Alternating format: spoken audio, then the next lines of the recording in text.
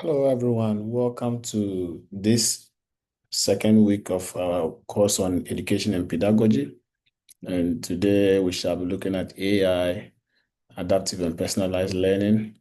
And specifically, we shall be looking at ChatGPT as a form of adaptive and personalized learning tool in STEM education.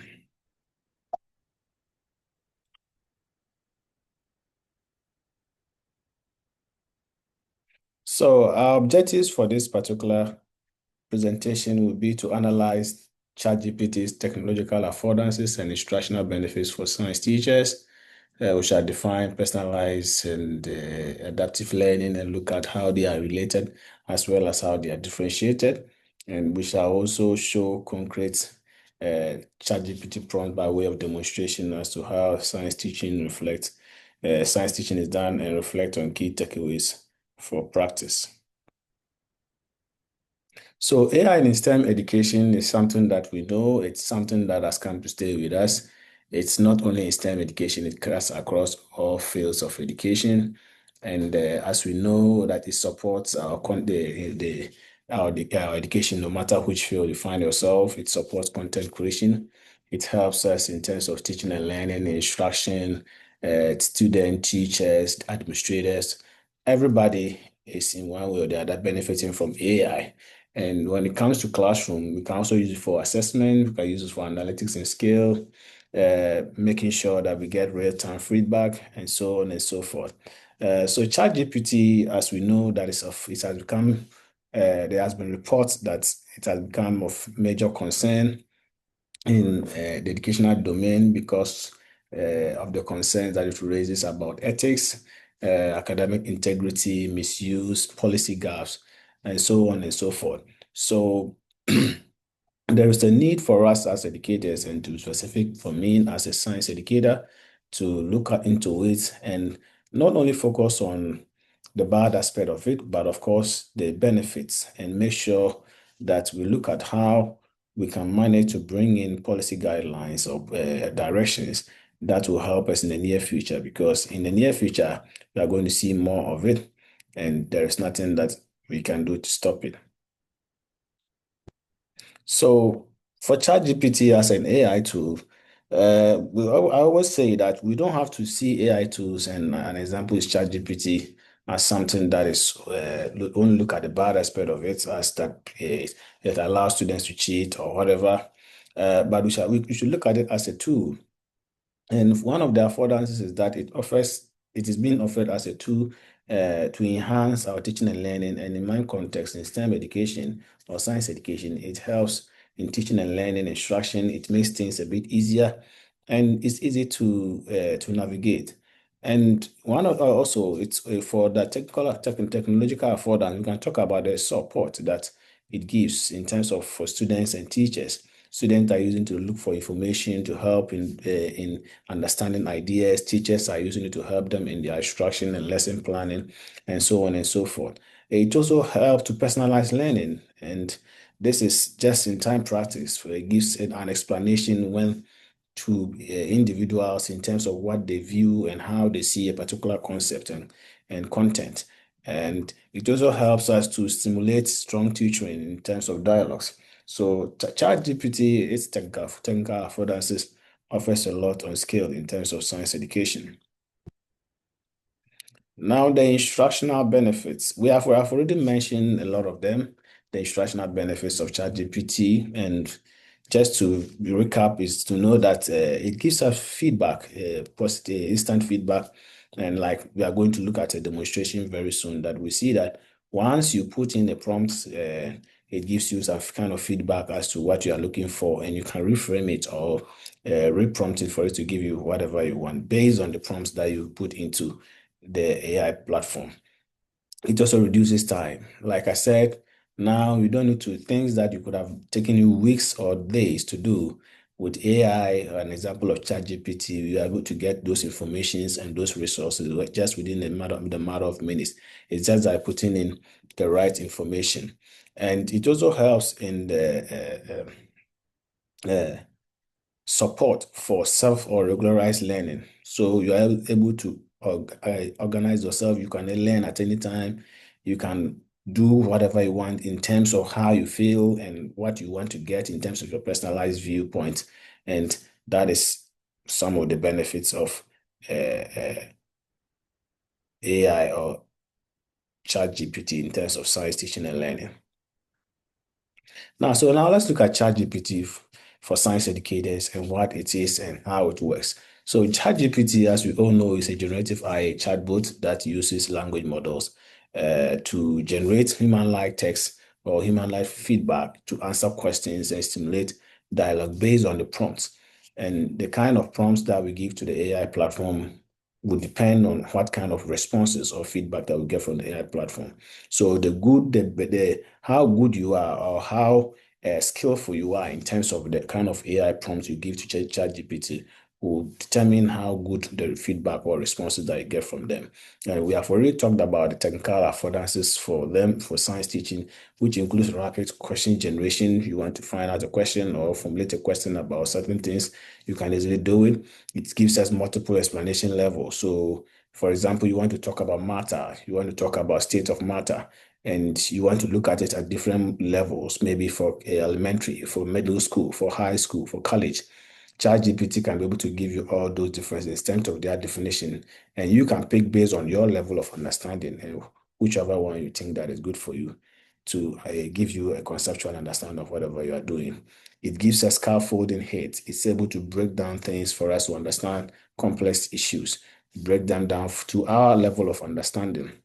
It helps us in terms of it helps students or educators in terms of writing. It gives us scenarios, able to solve problems and create problems that will give us a critical skills in terms of understanding. So for us to look at it more abstractly, how ChatGPT works, I would like us to go to the screen and let me demonstrate one way that we can look at ChatGPT in terms of uh, we can look at ChatGPT in terms of its usage practically by demonstrating it really well. So let me try to go to my screen. Oh no, I want us to go to, yes, very good. So now let me go to ChatGPT. All right, so I think we can all see my screen. Let me put it on full screen mode. I think you can all see my screen right now for the ChatGPT. So let's start by saying, maybe let me type in,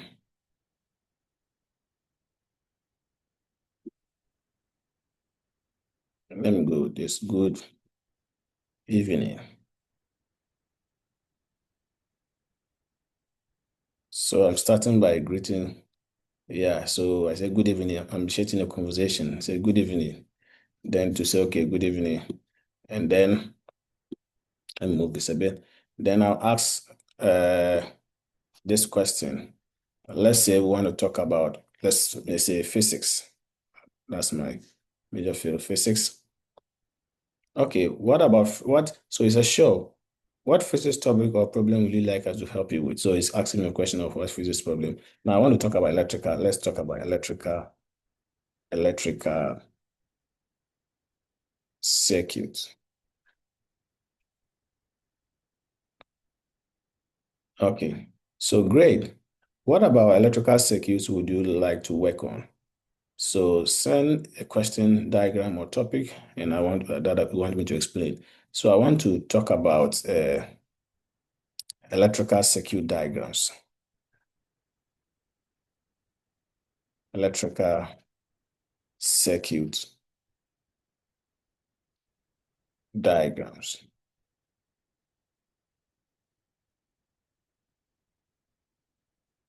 Okay, so all right. So you see, it's giving us electrical circuit diagram, the symbols that are used, and all that's giving us an explanation and the types of circuits that we can have and all that. And it's even trying to draw electrical circuit for us, which we can easily do with that. And now let me say that it should make it for high school level. So so design or electrical circuit content for high school. So it's what it gives us initially was something general. Now I've specified that should give us something for high school. And now you see that it has brought the Ohm's law, which is something that is done at high school level and different kinds of symbols and what is it made up of and all that. And as a researcher, or as someone who is a PhD student, I can also use to help me with my research. So let's say I want to look for a research gap, a research gap uh, in science education.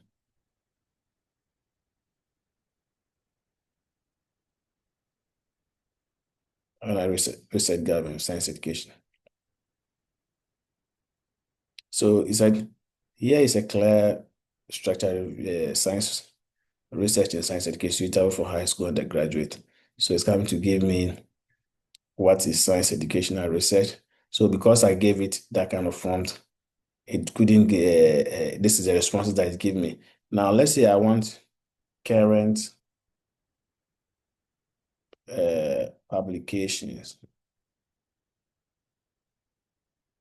on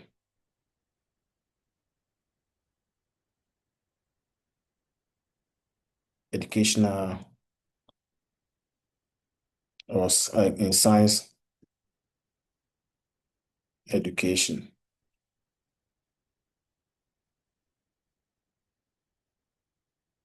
Yeah.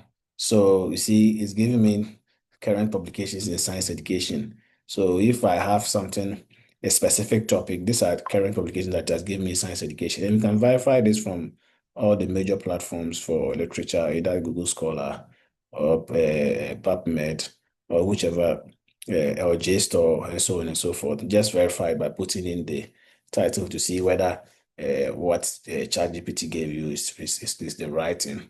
And most of the time, it's going to give you the writing. And if it's not the writing, it will even give you a range of or related articles that are very close, that are new in terms of current publications that you can read on to help you with your research and what and what not. So, and of course, we can go more deeper and search with specific terms in terms of the research, and it will help you to do that. So this is how we can look at it in terms of how AI can be used in STEM education. For you can personalize it, and it's an adaptive platform that can easily adapt based on whatever prompt that you give it. And the more good the prompts are, the more the feedback, the better the feedback that you get from it. So now let's move back to our presentation. Now, so we have talked about this now. We have talked about the for technological affordances, and now we want to move on to personalized learning. We have looked at the ChatGPT. So now, adaptive learning and its differentiation role. So adaptive learning uses AI or rule-based algorithms to adjust content, difficulty in pacing, and feedback in real time. So just like what we did in terms of our demonstration, you see that the AI platform try to adapt to whatever feedback or prompts I gave it to be able to give us a response. And the AI powered adaptive systems analyze the response and time on task and error patterns to select the next item to target in terms of the remediation. So that is how the adaptive platforms or adaptive learning is done. And now let's move on to personalized learning. So personalized learning is also defined as an approach that tailors toward individual goals or path or pace, and sometimes content to each learner's needs and interests and preferences, and often giving learners more voice and choice. And for it, in terms of the AI support personalization, we looked at how it is, and we are able to the learner data. It uses the learner's data in terms of what you put inside, the preference, what you prefer. Whether like, for example, if you want high school, you want elementary, depending on your level, it's able to do that for you. And you can give it by doing example, extra stimulations for visual learners or advanced readings for high performers to be able to understand them. And so together, to look at them together, the key thing is that key adaptive learning is primarily system driven, based on learners' data, while personalized learning is learner driven choice based on goals, paths, and modalities. And it's often supported, not only entirely controlled by technology, but also by human. That is for the personalized. That is the difference. But the similarities are that both aim to move beyond just one size fits all instruction. An AI system can combine adaptive engines with personalized dashboard of choice menus to create richer learning ecosystems. So the key takeaways is that AIs like ChatGPT enhances not only replace teaching, but it's powerful for efficiency, for feedback generation, especially with paired with when it's paired with sound pedagogy and critical evaluation of outputs. And combining adaptive and personalized learning yields strongest impact. And AI can do all this for us. And I think that it's the way to go.